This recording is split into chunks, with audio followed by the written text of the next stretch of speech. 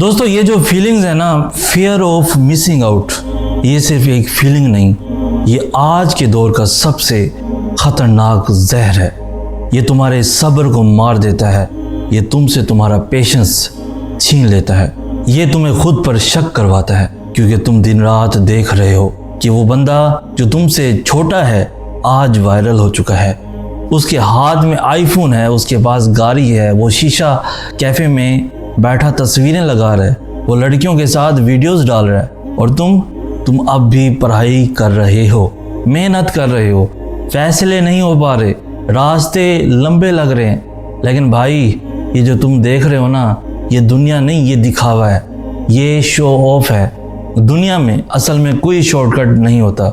वो कामयाबी जो तुम्हें 4 दिन में मिली वो तुमसे चौथे महीने में छीन भी सकती है, लेकिन वो कामयाबी जो तुमने दिन रात मेहनत से, दुआओं से, सजदों से और सब्र से हासिल की होगी वो तुमसे कोई नहीं छीन सकता।